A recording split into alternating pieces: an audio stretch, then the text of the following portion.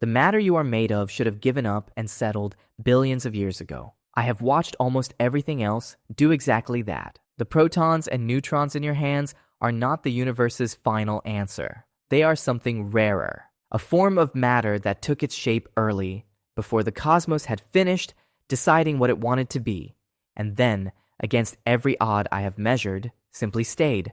You were taught your atoms are ordinary. I have crossed most of this universe. I am here to tell you they are the exception, not the rule. 4. Everything in the universe is looking for the lowest place it can rest. Water rolls downhill, heat spreads through a room until it is even. And I have watched stars the size of your whole sky spend 10 million years burning, only to sink quietly into cinders the moment their fuel runs out. Everything drifts toward the most settled form it can find. That is the one rule the cosmos never breaks. It is patient and it is thorough, and given enough time, it always wins. So here is the quiet surprise. In 1984, one of your own physicists looked at the mathematics and noticed your matter may not be sitting on the bottom rung. There may be a lower one, a denser, calmer form, built from a third kind of quark your atoms have never carried. Your science named it strange matter, and the equations whispered that it, not you, may be the true floor of reality. I want you to sit with how strange that is. You were raised to believe the ground was solid, that an atom was a finished thing, the smallest, surest brick in a dependable house. And it is not. The brick is a guest.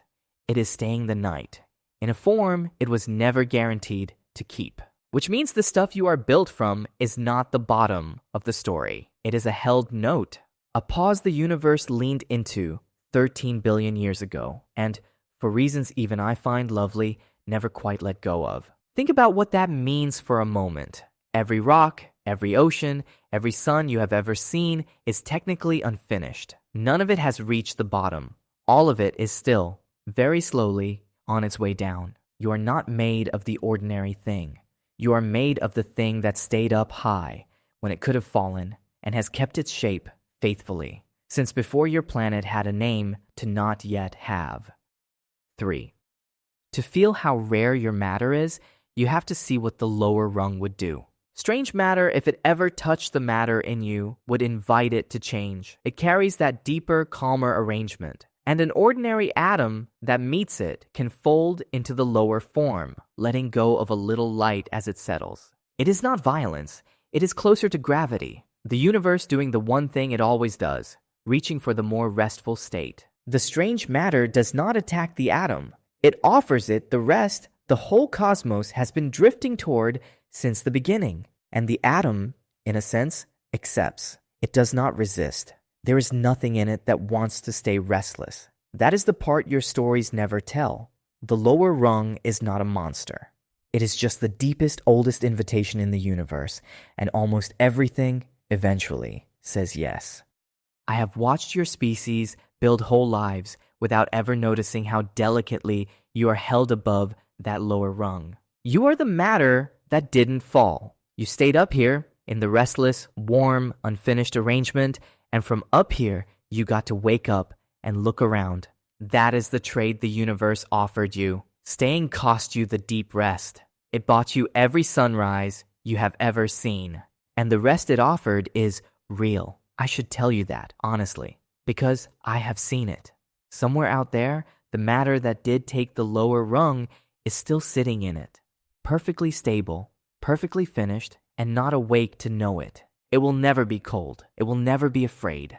It will also never see anything, or wonder anything, or love anything, for as long as the universe lasts. I once crossed a world that had finished, smooth and silent and utterly at peace, and emptier than any grave your kind has ever dug. I did not stay long. There was nothing there to be met. You traded that certainty for a few decades of being able to ask why. I have met both kinds. I know which one I crossed the universe to find. 2. There is only one place in the universe with enough pressure to make strange matter, and your species is already wearing its leftovers. A neutron star is the heart a sun leaves behind when it dies. Gravity presses it so far inward that a single spoonful would outweigh a mountain range. In that crushed core, the pressure may finally be enough quarks pushed clean out of their shells, ordinary matter folding into the strange, deeper form. The most settled matter in existence, forged in the calmest, heaviest grave the cosmos knows how to dig. And every so often, two of these hearts find each other. They do not rush. For 1 billion years, they circle, drawing closer by the width of a thought, until the last few turns come faster and faster, and the long patience of their fall ends in a single instant of light. When they meet, that light forges gold and silver and the whole heavy half of the elements your chemistry is named for, and scatters it across the dark.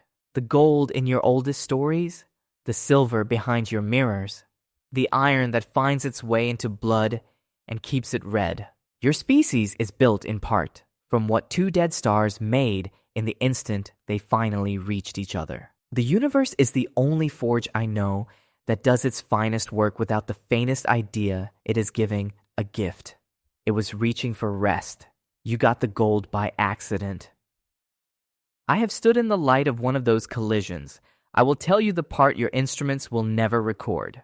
It is not loud. Two stars spend 1 billion years falling slowly toward one another, and when they at last arrive, the universe forges its most precious things in something close to silence. And then that gold begins to travel. It crosses distances that would take your fastest signal longer than your species has had language. It drifts past dead worlds and empty dark, patient as only matter can be. It does not know it is coming to you. It does not know you exist. It simply falls through the dark for an age, and one day finds itself caught in the gravity of a young blue world, and woven, without ceremony, into something that breathes. That gold traveled longer to reach you than your species has existed. You're wearing the patience of dead stars, and you have every single day without once being asked to be grateful. 1. So let me give you back the thing you were taught to overlook. The universe, given enough time, wants to settle, to cool, to even out, to find the lowest, quietest, most finished form, and rest there for good. Most of everything already has. The vast dark between the stars is matter that finished its story long ago and lay down. You did not. The arrangement that is you, the protons that stayed, the iron from the colliding stars, the warm, unfinished matter that refused the lower rung, woke up. It is looking right now, through your eyes, at a universe that is mostly already asleep. And being awake is not a quiet thing.